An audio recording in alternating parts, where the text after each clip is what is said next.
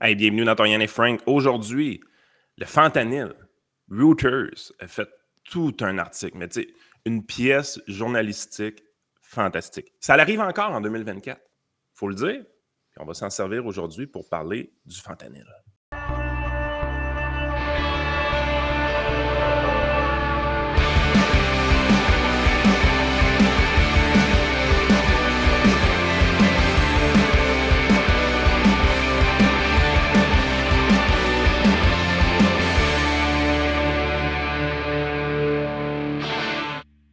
Juste avant de commencer, on va profiter pour remercier les commanditaires, Range Brand, qui est toujours là avec ses vêtements et ses accessoires de qualité. Je le dis parce qu'il faut le répéter souvent, les gens, utilisez-le, le code promo, il est là. Vous avez un 10%, un 10% ramassé à terre. Fait que quand vous faites votre commande, puis, tu sais, des fois, tu as une coupe d'affaires qui t'intéresse, c'est mieux d'attendre d'avoir une commande qui atteint un certain montant, comme ça, tu as le shipping gratuit. Puis, là, je ne sais pas s'il y a des enjeux de leur côté, là, tu sais, Post Canada. Là. Moi, j'ai plus une crise de lettres qui rentre chez nous. Et puis, j'en avais déjà pas beaucoup. Tu comprends qu'à cette heure, pas mal tout est web. Hey, c'est tout de la crap. Mais, tu vas à la poste, puis c'est de la merde qu'il y a là-dedans. C'est l'enfer. Ouais, mais en fait, ce qui me fait un peu, ce qui me gosse un peu, c'est que mon permis de conduire est sur le bord de rentrer. Puis, eux autres, je sais qu'ils vont passer par la malle. Ah, mais abonne-toi, ça clique. Es-tu malade, toi, Chris, avec Eric Kerr qui va venir me scanner l'œil, puis c'est sûr que je m'abonne pas à cette affaire-là. C'est sûr que non. Fait que rangebrand.ca, utilisez votre code promo et notre second commanditaire, évidemment, Ready for Canada avec l'équipe de Steven. C'est vraiment un service clé en main. Donc, pour toutes les demandes relatives à l'immigration, de la représentation légale, ils vont vous demander des papiers, ils vont identifier votre besoin. C'est quoi que vous avez besoin? Travailleur temporaire ou c'est vous qui cherchez à avoir un visa de travail? Vous voulez faire venir quelqu'un de l'étranger pour toutes sortes de raisons, de la famille, whatever, demande de citoyenneté. Eux sont là pour vous aider, identifier votre besoin, ils vous demandent une série de documents, vous signez en bas de la feuille. Puis c'est comme ça que ça fonctionne. C'est un peu ça aujourd'hui, là, les services clés en main. Là, je regardais ce que nous autres, je fais une brève parenthèse, mais je regardais les trucs qu'on faisait, nous autres, chez nous, là, comme rénovation, puis tout, là, depuis qu'on a acheté la maison. Puis il y a de moins en moins de monde là, qui font ça. Là. Genre, tu fais venir quelqu'un pour un truc précis, puis le reste, tu le fais toi-même. Après ça, quelqu'un d'autre qui revient. Le trois quarts du monde, s'il appelle un entrepreneur général, ils sont comme là, regarde, décollisse-moi la salle de bain, puis quand je vais revenir lundi, je veux en avoir une nouvelle. Ouais, puis en même temps, c'est juste logique. Ben, fait qu'il y a beaucoup de business qui se sont spécialisés dans le clé en main. Puis c'est correct parce que ben du monde, c'est ce qu'ils cherchent. Là. Toutes les économies avancées, Frank, la clé du succès, c'est la spécialisation. Chacun des individus se spécialise dans un domaine en particulier, va chercher le plus de revenus qu'il peut dans ce domaine-là, puis utilise ce revenu-là pour s'acheter les services de gens spécialisés. Là. C'est la preuve qu'une économie est avancée. S'il y a des pays qui sont encore un peu dans le trou aujourd'hui, c'est parce que justement, cette spécialisation-là n'existe pas. Exact. C'est pas plus compliqué que ça. Là. Écoute, peut-être ce serait le bon moment de plugger l'infolette pour le nouveau site, pilulerouge.ca, où on met des articles de réaction à toutes sortes de nouvelles, puis des affaires qu'on ne voit pas nécessairement dans tous les médias, parce que nous autres, on essaie de se plugger un peu partout, dont sur X ou maintenant. J'ai vu Elon Musk. Sur Blue Sky, on a Blue Sky, il n'y a pas grand-chose. À part des captures d'écran de gens qui légitimisent la pédophilie, il n'y a pas grand-chose. Il y a des photos de chats. Des photos de chats, là. Mais c'est. En fait, c'est comme disait Elon Musk, avant les journaux. En fait, avant X, sur X, on parlait du contenu des journaux. Maintenant, dans les journaux, on parle du contenu sur X. C'est là où on s'en va. Les gens regardaient sur X le lancement de la fusée de SpaceX. Ils regardaient sur X les résultats de l'élection américaine. Ils regardaient sur X qu'est-ce que Tulsi Gabbard a répondu à telle personne, le mental breakdown de l'autre. Tulsi, elle semble avoir de la misère avec son approbation devant le Sénat. Hein, ça se peut-tu? C'est ce que j'ai compris. Il y a une probabilité qui s'en vient de plus en plus forte qu'elle ne soit pas approuvée de son côté. Ouais, il y a beaucoup de gens qui ont. En fait, il y a beaucoup. Mais ça, c'est un peu l'apanage de tous les présidents, là. D'ailleurs, Ben oui. c'était arrivé à Obama quand lui-même pensait nommer Robert Kennedy Jr. à l'environnement, là. Quand Dans même le temps très qu'il drôle. était gentil, Ouais, Robert. ça, c'était dans le temps que c'était une bonne personne. Mais c'est ça, le truc qu'on a vu circuler, puis tu as fait un petit article, fait que les gens qui s'abonnent à l'infolette, vous allez pouvoir le voir, là. Mais c'est Kevin O'Leary qui était de passage à Fox News. Moi, comme toi, j'ai vu la clip passer sur X, évidemment, et qui dit carrément, je sais pas si je l'ai pour le partager, là, Ben, mais en gros, il dit, dans le fond, dans le système parlementaire britannique, grosso modo, pas Trump, mais Trudeau est pas mal brûlé, là. Si ça achève, là. Moi, ouais, à la place à Donald Trump, là, je négocierais même pas avec Trudeau. Je ferais venir direct Poiliev à Mar-a-Lago. ouais, Puis, that's it. c'est carrément ce qu'il dit. Puis d'ailleurs, Poliev a fait une petite clip, là, c'était assez bing-bang là, sur ce que. Même pas besoin de la faire jouer, ça dure 27 secondes, je pense. Puis c'est. En gros, il y a un journaliste qui demande ouais, là, Trump, les tarifs, tout ça. Puis il répond. Moi, ce que j'aime, c'est le côté très cartésien de la chose. Il répond, il dit écoutez, Trump, il a raison de penser aux Américains d'abord. Ben Moi, oui, j'ai raison de penser aux Canadiens d'abord. Puis c'est comme ça que ça exact. a marché. Merci, bonne journée. Puis, tu sais, à un moment donné, je pense que ça s'est calmé un peu, là, toutes ces affaires-là, parce que le monde a réalisé qu'il n'y avait pas grand-chose là-dedans. Là. C'est un début de négociation, première des choses.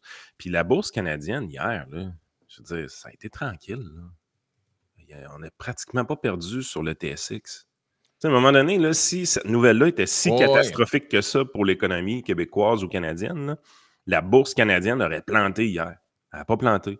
Le dollar Non, c'est canadien, ça. là, il a baissé un peu, mais vraiment pas beaucoup. Là. Il a juste baissé un peu. Même, on est revenu à 71 sous. Si tu regardes là, présentement le dollar canadien, il est presque au niveau qu'il était il y a 3-4 jours. Mm. Presque. Il en manque pas.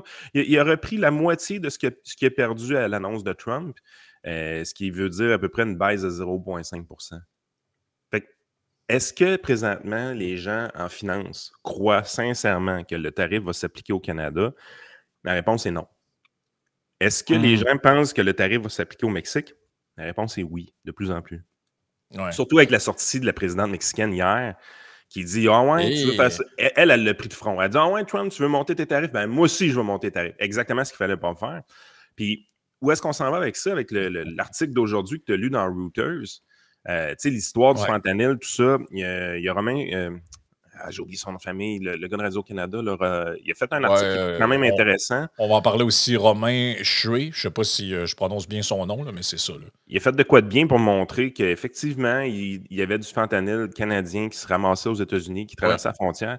Sauf que l'article que tu as trouvé de Reuters par rapport à ce qui se passe du côté du Mexique en provenance de la Chine, Ouais. man, c'est hallucinant. Ouais, c'est un auditeur, en fait, qui m'a envoyé ça. Je le remercie. Là, je l'ai mis en français juste pour les biens que les gens puissent le voir. Là. Mais c'est cet article-là ici. En fait, c'est un dossier qui a été fait durant l'été, qui a passé un peu entre deux cracks parce que c'était pas un sujet d'actualité brûlant Exact. à ce moment-là. Mais là, vous comprenez que dans les 48 dernières heures, avec la sortie de Trump, c'est vraiment devenu un article de premier plan.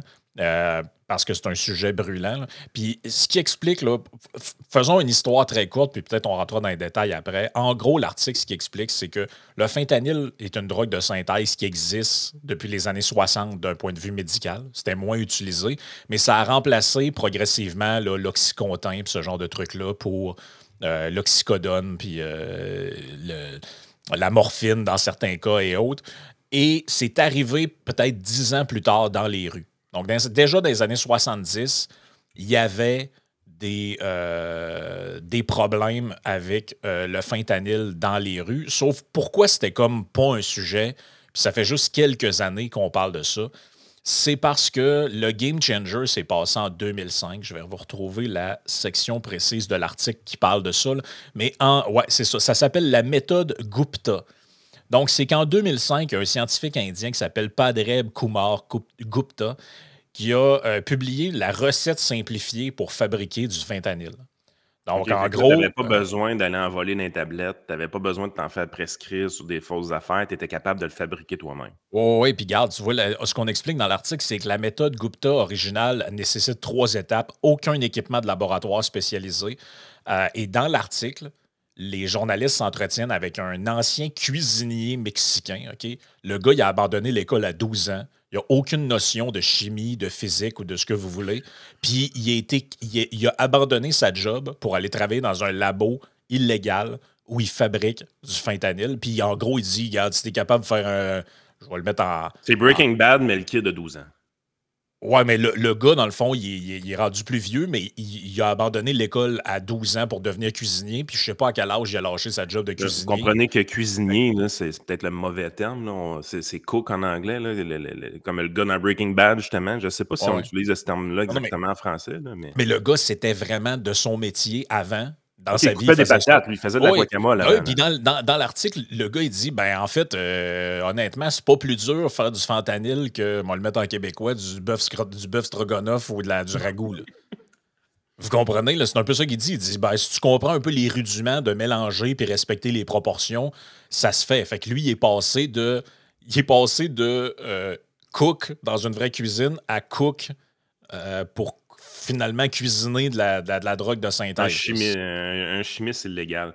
Puis, C'est ça. de ce qu'on comprenait du principe aussi via l'article, c'est que tu n'as pas besoin d'équipement de laboratoire hyper sophistiqué. Là. C'est extrêmement facile à faire. Exact. Puis encore pire, c'est que c'est une drogue de synthèse, la synthèse de plusieurs éléments chimiques, et tous ces éléments chimiques-là sont extrêmement faciles à obtenir. Ben, exact. Donc, dans l'article, il explique que très facilement, l'équipe de Reuters a réussi à acheter le matériel pour faire l'équivalent de 3 millions de pilules de 3 fentanyl. millions de dollars. Une valeur de 3 millions de dollars. Ben, en fait, c'est aussi 3 millions de pilules parce qu'en gros, les pilules, tu peux y vendre une pièce dans la rue. Puis pourquoi parce que c'est ça l'affaire. Donc, deux éléments clés. Un, le chimiste indien en 2005 qui découvre la manière et qui la rend publique d'une certaine façon pour faire ça avec aucun équipement de laboratoire. Donc, les coûts, vous comprenez, qui sont nuls de production. Et le matériel nécessaire pour fabriquer la drogue comme telle, écoute, pour faire 3 millions de pilules, ça leur a coûté 3600$ de stock. Hey man, c'est-tu pas l'entreprise parfaite? Il y a juste un défaut, je trouve, avec le fentanyl depuis le début. Puis c'est le suivant, c'est que c'est vraiment facile de faire une overdose. Ce qui fait en sorte que, dans le modèle économique, ce qui marche pas, je trouve, là, c'est que tu tues ton client rapidement. Puis quand on dit tuer le client, là, c'est malade un peu. Ben, en fait, c'est pour ça qu'on parle d'épidémie là, vraiment intensive. On a déjà fait un épisode par le passé de notre côté qui montrait que les suicides étaient en baisse au Canada. Qui montrait, il y avait aussi d'autres données qui étaient importantes. Les gens anti-vaccins disaient, par exemple, que les décès d'hommes entre 25 et 44 ans étaient en hausse, donc ils disaient que c'était à cause des vaccins. La réalité, c'est qu'il y avait autre chose. Puis l'autre chose, c'est le fentanyl. Une des raisons pourquoi les suicides sont autant à la baisse depuis plusieurs années, c'est que les overdoses n'arrêtent pas d'augmenter. Ben, c'est ça. Ben, ce qu'ils disent dedans, là, c'est... dans l'article, là, selon la DEA, là, donc la Drug Enforcement Administration américaine, cette drogue illicite est la principale cause de mortalité chez les Américains âgés de 18 à 45 ans. La principale. L'année dernière, près de 75 000 personnes sont mortes d'overdose d'opioïdes synthétiques, principalement de fentanyl. Donc, le fentanyl déclasse tous les autres. Pourquoi? Faible coût. Écoute, la pilule coûte une pièce dans la rue, man. Une pièce. Compare ça, mettons, à de la poudre. C'est ça, que ça coûte genre 100$ le petit sachet. Je veux dire, on est dans un autre univers complètement. Là. Puis c'est aussi que c'est que la puissance du produit en lui-même est crissement plus élevée. Je pense qu'on parle de comme 10 fois l'oxycontin. Ce qui est fou, c'est que c'est la méthode que les gens deviennent addicts à ça. On pense, par exemple, que tu deviens un drogué ou un junkie parce que tu commences à fumer du pot, puis éventuellement, tu as pris de la coke un peu. Puis, il y a tout le temps une espèce d'ambiance de party dans notre image collective qu'on se fait d'un junkie, puis éventuellement, ça vire mal. Mais le fentanyl, ce qui arrive, c'est que des fois, c'est simplement que tu arrives une bad luck dans la vie. Tu as eu des difficultés, des maux de dos, par exemple, qui sont récurrents ou chroniques, tout ça. Fait que c'est monsieur, madame, tout le monde qui peut être exposé à ça. Puis c'est quelqu'un qui a juste eu besoin d'un opioïde à un moment donné précis dans sa vie pour un problème de santé quelconque.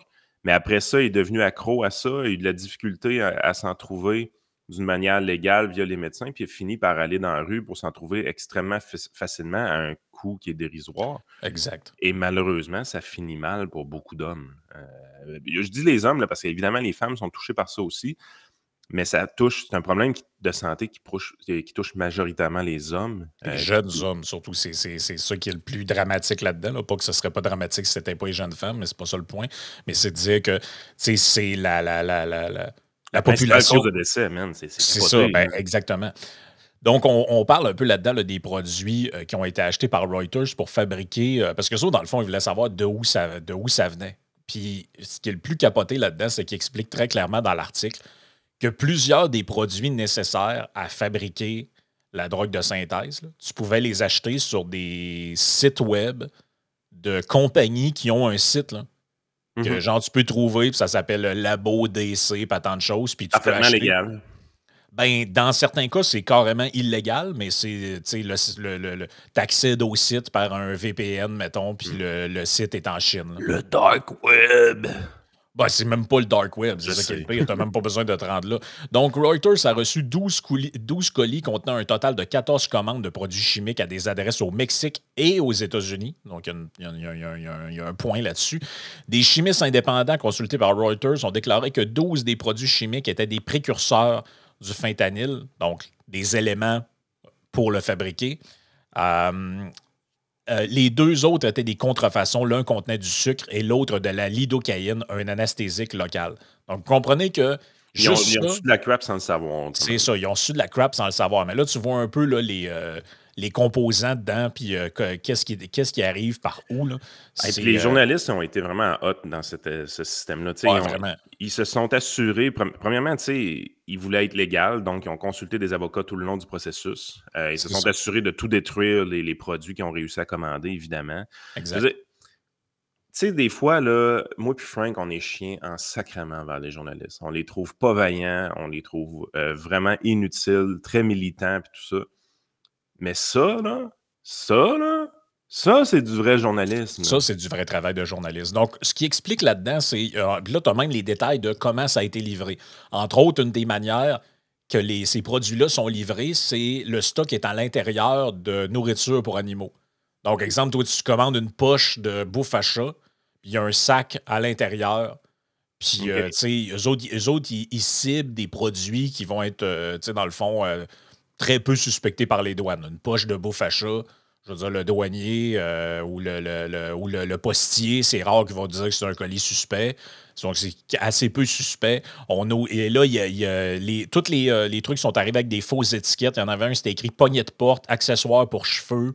L'autre, c'était ça, un sac de bouffe à chat. Puis c'est un peu comme ça que c'était shippé. Puis quand vous voyez cet article-là, vous comprenez tout ce qui s'est passé avec Trump hier. Fait que oui, Donald Trump a inclus le Canada dans cette histoire-là de tarif de 25% puis tout. Mais l'élément clé, le joueur clé dans l'histoire du fentanyl, c'est le Mexique. Et pourquoi? Bon, pourquoi? Dans l'article, il l'explique bien.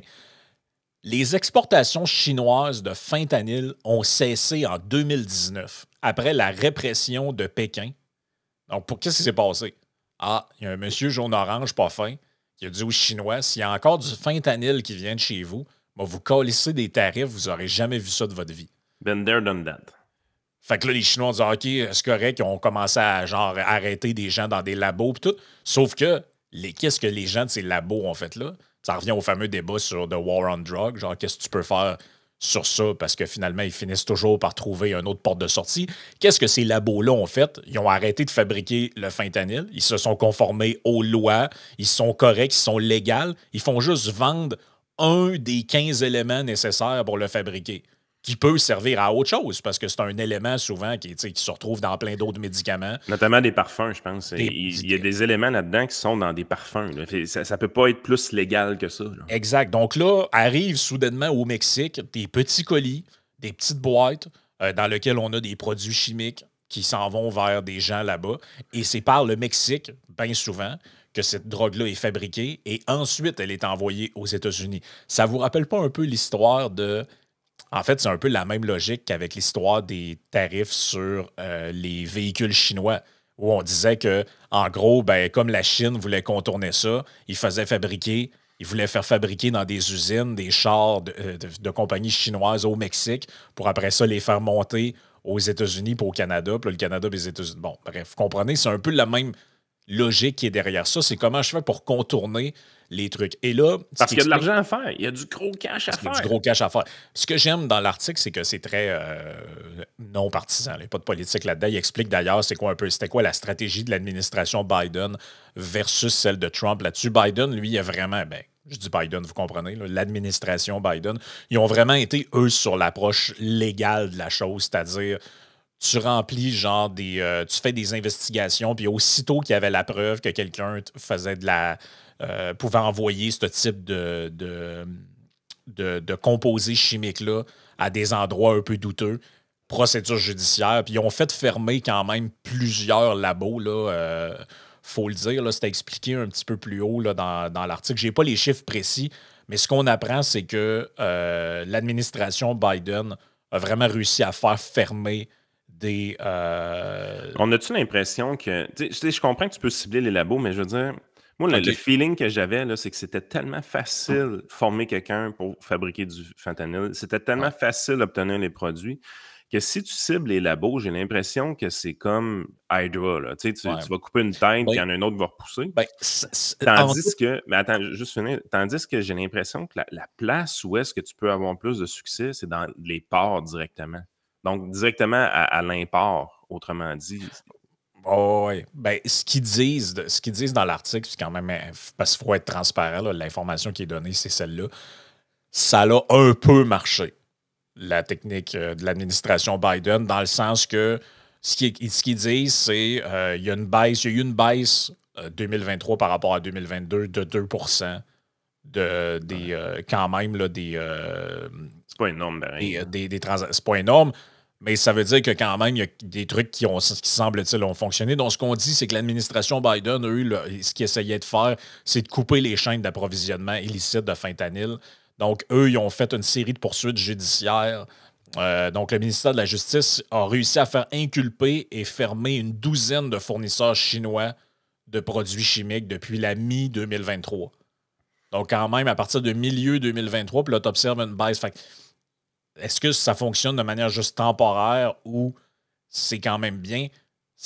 Ils ont l'air de dire dans l'article que c'est juste temporaire parce qu'en fait, ils ont réussi même à commander du stock d'une des entreprises qui théoriquement serait fermée OK. par les procédures judiciaires. Puis eux autres, ils disent, ben, regarde, on rouvre sur un autre nom. Puis, Tu sais, que Trump ait pris très au sérieux l'enjeu du fentanyl dès le début de sa présidence. En fait, le début de sa présidence, c'est le 20 janvier. Là, donc, c'est avant le début de sa présidence. C'est quand même une bonne nouvelle dans le sens que c'est un réel problème. Je veux dire, ta force de travail active, là, tu sais, c'est des gens, des jeunes hommes, il y a quelques jeunes femmes aussi, mais qui sont dans la fleur de l'âge, là, tombent dans le fentanyl, éventuellement en meurent d'overdose à un rythme effréné. Tu prends cet enjeu-là au sérieux. Je veux dire, qu'est-ce qu'il y a de mal à ça? Puis le problème est réel. Puis le triangle Mexique, Chine, États-Unis est vraiment puissant. Bon, qu'est-ce que le Canada vient faire là-dedans, évidemment? Ben, je veux dire, si tu veux te taper sur le Mexique d'une manière frontale, ça paraît quand même mieux d'inclure le Canada dans tout ça. Nous, de notre côté, comme ça a été prouvé, il y en a du fentanyl canadien qui traverse aux États-Unis, comme qu'il y a probablement du fentanyl américain qui traverse au Canada. Là. Soyons clairs.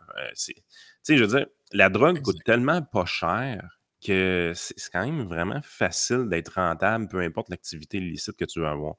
J'ai l'impression que le problème canadien va être facile à régler. C'est la raison pourquoi les gens ne croient pas tant que ça que les tarifs vont s'appliquer au Canada. Le vrai endgame, c'est le Mexique. C'est vraiment le Mexique. Puis quand tu regardes la réaction de la présidente hier, tu dis « Oh, les shit, man, ça va brasser entre le Mexique et les États-Unis, puis solide à part ça. » oh, oui. Ben, elle a quand même dit hier qu'elle a arrêté des caravanes de migrants pour les détourner qui arriveront plus aux États-Unis. Je pense qu'elle va comprendre c'est qui le boss finalement dans l'histoire très rapidement. Là.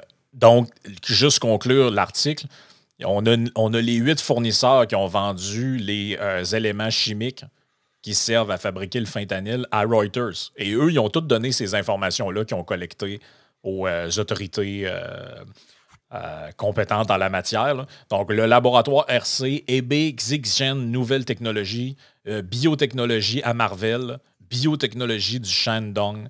Donc, vous voyez un peu là, biotechnologie de Wuhan. Oh, Wuhan, on connaît ça, cette place-là? Donc, on voit un peu là, puis même dans l'article, tu as des copies, c'est vraiment, pour vrai, quand je vous dis que c'est un vrai article de fond, tu as des copies de textos entre les journalistes et les fournisseurs, et ils donnent même, dans le fond, regardez, vous allez le voir apparaître à l'écran, là c'est traduit, là, mais tu vois, regarde, il y a des copies de textos avec des gens qui travaillent pour ces labos-là. Là. Ouais, ça sert à quoi? Puis qu'est-ce que je fais avec ça? Puis la personne répond là par texte. Mais en fait, je dis texto, mais c'est sur Signal, de ce que je comprends, là, ou sur Telegram. Là. Donc, c'est assez. C'est développé. C'est quoi? C'est 20 minutes de lecture, cet article-là, Frank? Ouais, à peu près. Là. Si vous voulez le lire comme du monde, là, puis pas trop en diagonale, là, mais tu vois, regarde, l'agente commerciale Daisy vante l'expédition transparente d'un précurseur du fentanyl vers le Mexique lors d'une conversation avec Reuters en février 2024. Il lui dit, ben, transfert en c'est 150 piastres le kilogramme, frais de transport inclus, 99% de pureté. La personne répond, livraison sécurisée garantie. Ça, c'est le journaliste qui demande. Il dit, ouais, l'expédition au Mexique est-elle correcte? Dédouanement double porte-à-porte à votre adresse. C'est capoté. Là. Ce qui nous amène à l'autre article dont on parlait, qui est celui de, puis là, désolé, je scrape son nom, là, mais Romain Shrey, qui écrit l'article La frontière canado-américaine, nouvelle porte d'entrée du fentanyl. Donc, c'est ces fameuses petites pilules-là là, qu'on voit là, au coût de 1 piastre, en tout cas, dans certains marchés. Là. Ça scrape des... Et puis, écoute, la première ville canadienne qui a vraiment été touchée par le fentanyl d'une manière journalistique, qu'on le voyait vraiment, c'était Vancouver. C'est de ce côté-là. C'est pour ça, des fois, le Québec semble isolé un peu parce que là, on commence à avoir des articles qui nous expliquent qu'à Montréal, ça commence à frapper. Il y a eu Ottawa avant Montréal, puis on en voit même à Québec tranquillement, mais la ville canadienne qui a été touchée en premier, c'est Vancouver. Pourquoi? Bien, vous avez vu, tous les fournisseurs sont chinois. Pourquoi vous pensez que c'est dans l'ouest du pays que ça a commencé? Ben oui, c'est là que les contacts sont. Puis géographiquement aussi. Là. Puis là, on peut-tu rentrer, Frank, juste avant qu'on aille dans l'article de Romain, on peut-tu rentrer dans un volet conspirationniste du podcast? Bon, ça y est, Yann met son casque de tôle. Je mets mon casque d'aluminium, là. Les Chinois, là, ça fait peut-être leurs affaires un peu qu'on fabrique autant de fentanyl ici avec leurs produits. Ouais, ça les dérange-tu vraiment, les Chinois, qu'il y ait 150 décès par jour de ça aux États-Unis? Je pense que ça lui passe 10 pieds par-dessus la tête. Moi aussi. Ils n'aiment pas les tarifs qu'ils subissent de Trump, mais... Ouais, c'est ça. La scène se déroule début juin à Détroit, à la sortie du pont Ambassador, qui relie le Canada et les États-Unis. Comme ils le font régulièrement, les agents frontaliers américains inspectent des camions de marchandises provenant du Canada. Mais devant l'un d'entre eux, un chien de brigade frontalière repère une odeur suspecte dans une cargaison de colis postaux internationaux.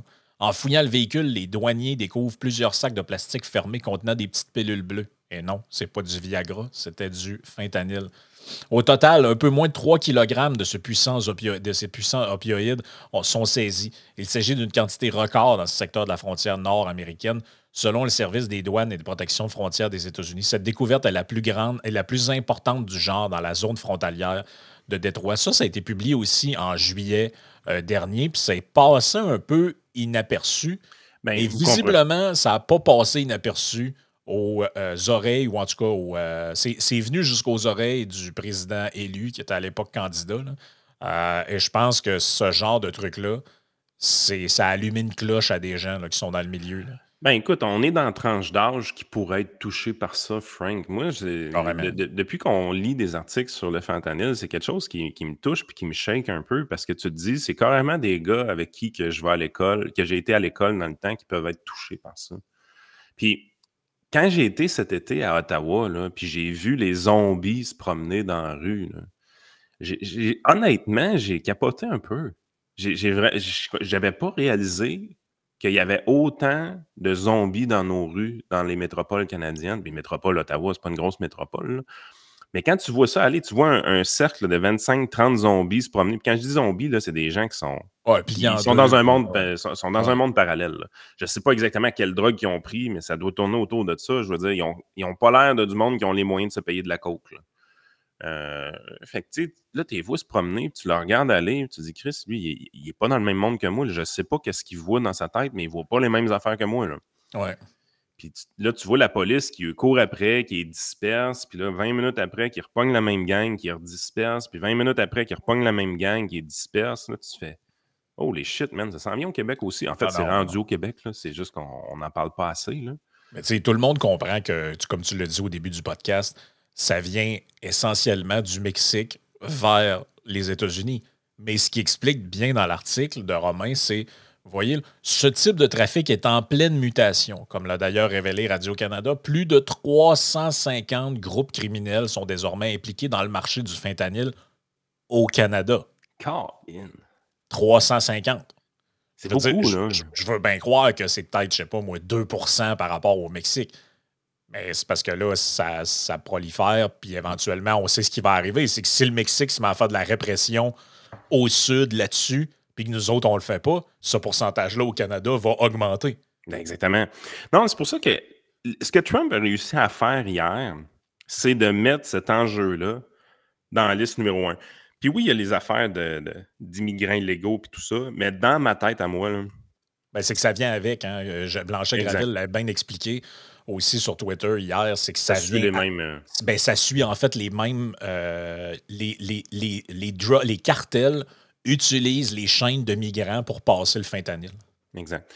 Mais cet enjeu-là est plus grand que la migration dans ma tête. Là. C'est vrai. Je veux dire, si un migrant du Salvador ou du Costa Rica qui est remonté puis qui finit par traverser aux États-Unis puis qui finit par travailler aux États-Unis sans papier, c'est une chose, là. Mais un jeune Américain ou un jeune Canadien de 37 ans qui meurt dans les rues d'une overdose de fentanyl, là, Ouais. ça en est une autre. Là. Puis celle-là, je la considère beaucoup plus grave. Là. Ouais, Fait que ce que Trump a réussi à faire, c'est de prendre un enjeu qui est vraiment majeur, qui passe sous silence, parce que ces articles-là, comme que Frank a dit, Reuters puis celui de Romain, ont passé sous silence cet été. Là. Mais là, Trump a pris un gros projecteur, là, puis il l'a mis sur ça. Il dit ça, là, c'est l'enjeu numéro 1 qu'on doit régler en Amérique du Nord. Canada, États-Unis, Mexique. Il y a juste du bon là-dedans, là. ben, surtout que, tu sais, il y a une réflexion quasiment philosophique à avoir sur le. Tu sais, dans le sens que moi, là, j'ai tout le temps dit, là, si des gens veulent se doper, ça me regarde pas. Ça me concerne pas. Par contre, il y a une réflexion à avoir sur c'est quoi la frontière entre la drogue et le poison. Parce que, tu sais, dans le fond, il y a une différence pour moi fondamentale entre quelqu'un qui prend des drogues à des fins récréatives. Tu sais, quelqu'un qui fait un trip de moche dans un chalet quelque part, ça le regarde. Là. C'est pas moi, j'ai pas à gérer ça. La police n'a pas à gérer ça. Ça le regarde. Tant qu'il n'y a pas de nuisance pour autrui, puis une menace pour les autres, je veux dire, je vois pas. Je trouve, pour moi, c'est pas pire que prendre une brosse avec des chums dans le bois ou chez vous. Là. Par contre, quand tu vends des trucs à des gens, puis tu as une chance sur deux de le tuer avec ça, pour moi, c'est plus de la drogue, c'est du poison, en fait. C'est un homicide quasiment.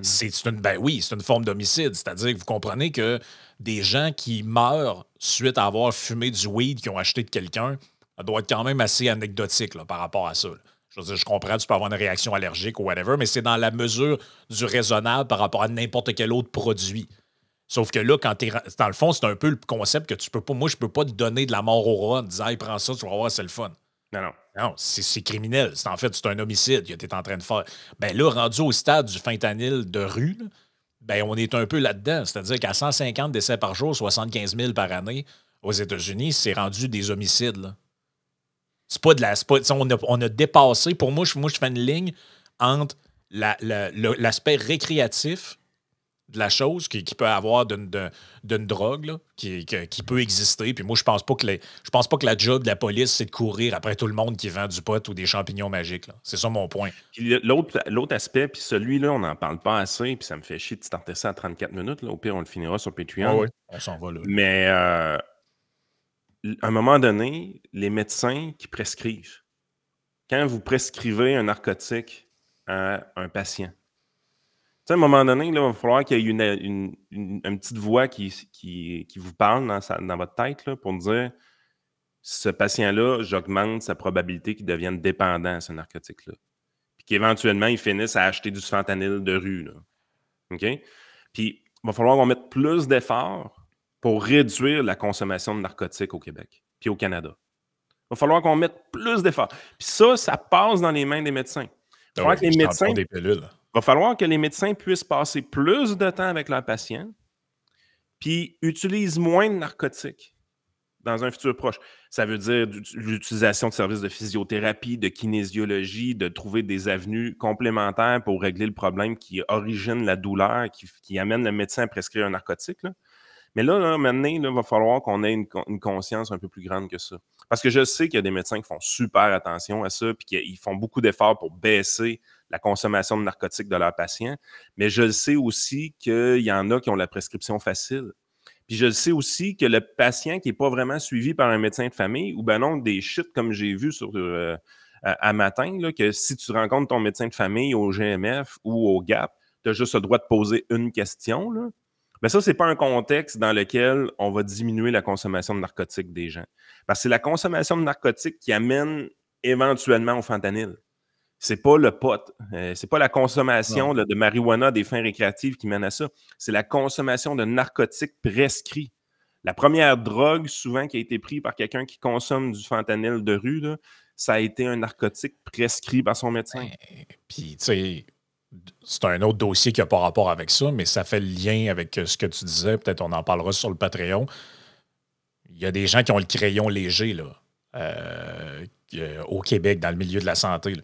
C'est pas normal, là, les chiffres qu'on a. Là, que plus d'un adolescent sur 5 et c'est psychostimulant au Québec, un ratio record qui le place très loin devant ceux des autres provinces. Toutes les autres provinces du Canada là, ils sont très en dessous du Québec sur les prescriptions aux enfants de tout ce qu'on appelle là, le Concerta, Ritalin et autres. Là. Les gens vont dire le lien est louche un peu, mais si on a le crayon facile pour ça, ben on a peut-être le crayon facile aussi pour les narcos. Ben, c'est parce que maintenant, je veux dire, Yann, on regarde les chiffres. Là. On est la province qui consomme le plus d'anxiolytiques et d'antidépresseurs, celle qui médicamente le plus les enfants. T'sais, à un moment donné, il doit y avoir quelque chose qui est de l'ordre de la réflexion là-dedans, au moins d'essayer de comprendre pourquoi. Là. Et ne me dites surtout pas que la réponse, c'est qu'on diagnostique mieux que les autres provinces, parce que ça avoir l'état dans lequel est le système de santé, j'y crois zéro puis une barre. La réelle raison, là, c'est que le médecin n'a pas suffisamment de temps avec son patient. Le système est fait pour que le patient sorte le plus vite possible de son bureau, que le chick-chick passe, puis qu'éventuellement, on passe le plus de personnes possible dans une journée. 20, 25, 30 personnes dans une journée. Si c'est pas plus. Exact. Écoute, on s'en va sur Patreon. On va continuer un petit peu là-dessus parce que l'article est intéressant. On a du Sainte-Josée aussi qui s'est dépassé encore une fois. Ben, en fait, je le sais pas. J'ai pas lu l'article. Je veux jamais le lire à l'avance parce que je veux me garder. Ben, moi, j'ai été voir les commentaires sur Twitter parce que maintenant, j'ai le droit de voir les articles de Josée, même si j'ai pas le droit de commenter parce qu'elle m'a bloqué. Là. Ça a l'air d'être saucé. Ouais, OK, bon, parfait. On a aussi le dernier Roxane la banane qui... c'est un délice. Donc, venez-vous-en sur Patreon.